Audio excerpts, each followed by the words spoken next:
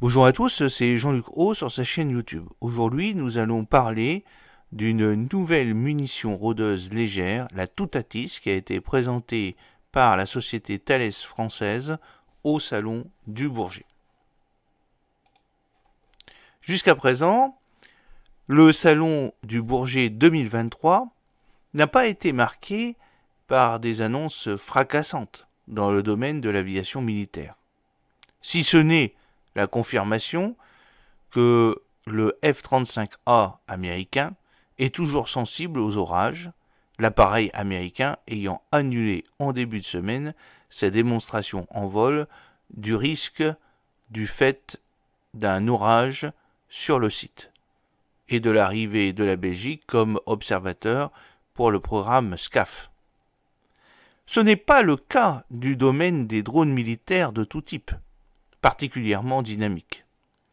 Ainsi, le drone mâle Aharok, développé en grand secret par la société française Turchis et Gaillard pour le compte de la DGA, est l'une des révélations de ce salon, y compris sur la scène internationale.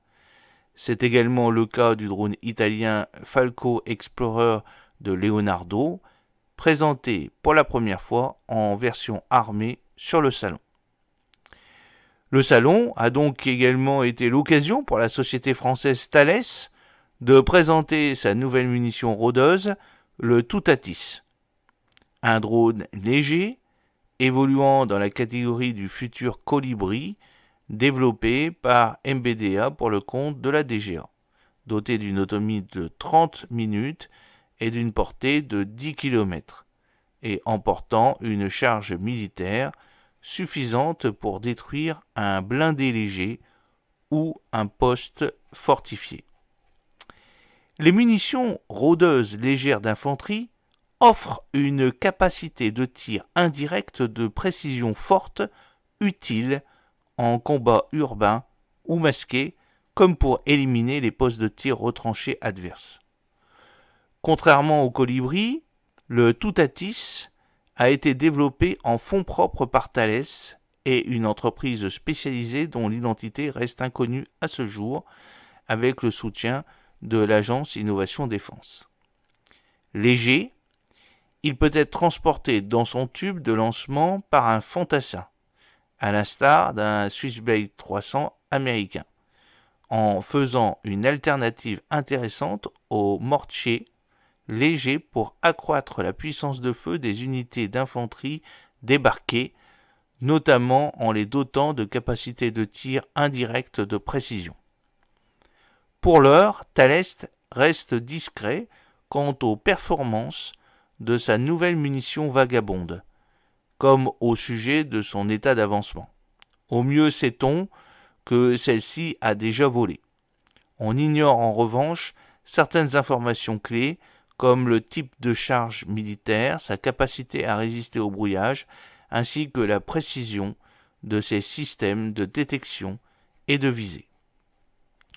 Au-delà du Toutatis lui-même, cette annonce est révélatrice de l'évolution en cours tant au sein de la DGA que des industriels, qui de toute évidence se montrent beaucoup plus dynamiques et autonomes qu'ils ne pouvaient l'être dans les années passées. Reste à voir comment cette initiative sera effectivement valorisée par la DGA dans les mois à venir, d'autant que la munition vient directement en compétition avec la Colibri, par ailleurs développée par MBDA pour son compte, sachant qu'une mise en service au sein des armées françaises représente une référence presque indispensable pour s'imposer sur la scène internationale, tout en gardant en mémoire que les compétitions pour lesquelles plusieurs industriels français se sont opposés n'ont que rarement donné des résultats positifs pour la BITD dans son ensemble. Alors parlons maintenant plus précisément de ce drone rôdeur Switchblade qui a été présenté. C'est un nouveau drone suicide. L'objectif, se faire une place dans un marché en pleine expansion qui a été dominé depuis plusieurs années par le Switchblade de l'américain AeroVironment.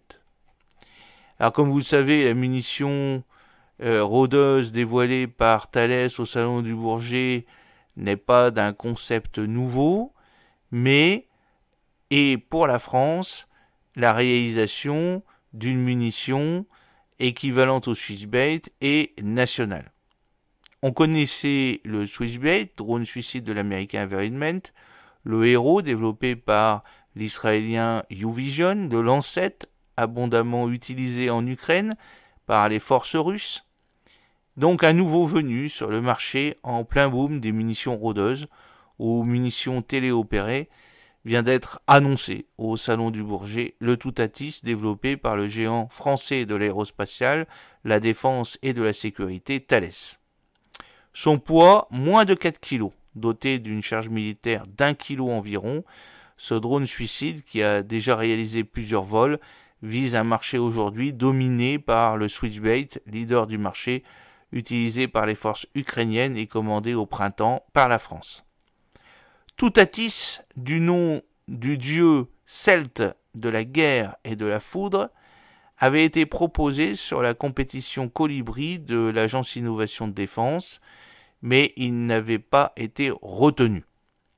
L'AID avait finalement choisi 2 consortiums, MBDA Novadem et Nexter DLR. Cet échec nous a piqué au vif et on a décidé de poursuivre le développement en autofinancement, explique Gilles Labitte, directeur des drones militaires de Thales. L'appareil est plus petit que le projet l'Ariane, présenté au Bourget par le trio KNDS EOS TRAC. D'un prix unitaire inférieur à 20 000 €, il se lance d'un tube comme un mortier. Il déploie ensuite ses ailes et son hélice, peut voler 30 minutes et frapper une cible à 10 km. Quand il a repéré la cible, l'opérateur la désigne à l'appareil, qui plonge ensuite dessus à grande vitesse et la détruit à l'impact. Thales développe une capacité de lancement multiple de 5 ou 6 drones en même temps qui permettrait de saturer les défenses de la cible. Toutatis est également déployable depuis un hélicoptère ou un véhicule en marche. Une démonstration opérationnelle sans charge explosive est prévue avant la fin de l'année 2023 pour une entrée en service vers 2025. Pour développer son engin, Thales a effectué un retour d'expérience à Retex exhaustif sur l'utilisation des munitions rôdeuses en Ukraine. On s'est rendu compte que le Switchblade avait 2 grandes limites. Il est victime du brouillage russe, ce qui fait qu'il vole rarement au-delà de 2 km, et les effets de sa charge militaire de 300 grammes sont souvent insuffisants. Le groupe français a donc travaillé sur ces 2 tableaux. La charge militaire d'1 kg est 3 fois plus puissante que celle de l'appareil américain. Le Toutatis a aussi été conçu pour résister au brouillage GPS. Thales va l'équiper d'un système dit de navigation par la vision. En clair, le drone identifie quelques repères amers dans le paysage grâce à ses capteurs optiques et infrarouges, les compare aux vues satellitaires préalablement installées dans son système et en déduit sa position à 10 mètres près sans avoir besoin de GPS. Cette technologie, dite Visioloc, développée pour les jumelles militaires Sophie, un best-seller de Thales, a été adaptée pour être intégrée dans la munition Toutatis. On va également intégrer de l'intelligence artificielle pour que l'appareil puisse se repérer même dans un paysage dévasté, indique Gilles Labitte. C'est une autre leçon tirée du théâtre ukrainien où les paysages sont souvent méconnaissables. Même un chemin dans un champ peut être un point de repère. Outre Toutatis, Thales présente également un drone beaucoup plus gros, l'épervier, qu'il propose dans le cadre de la compétition pour les futurs systèmes de drones tactiques légers SDTL lancés en mars par la Direction générale de l'armement.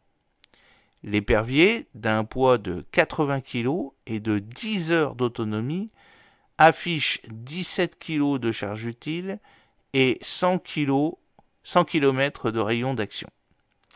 Il est doté d'un désignateur laser pour illuminer les cibles pour les frappes de rafales ou d'hélicoptères de combat. Il peut également être équipé de charges utiles de guerre électronique, brouillage de communication ennemie, de détection de menaces NRBC, nucléaires, radiologiques, bactériologiques, chimiques, et même de 2 drones suicides Toutatis qu'il peut accueillir dans sa soute. Un profil qui correspond assez bien aux drones de type MAM, moyenne altitude, moyenne endurance, régulièrement réclamés par les forces spéciales françaises. J'espère que cette petite vidéo vous a plu, qu'elle vous a permis de connaître un peu plus sur le drone suicide Toutatis développé par la société Thales. N'oubliez pas de cliquer sur le pouce bleu et de partager cette vidéo avec les différentes personnes de votre carnet d'adresses, mais aussi de la partager sur les réseaux sociaux. Je vous souhaite une très bonne soirée. À très bientôt. Jean-Luc Haut, fidèlement à votre service.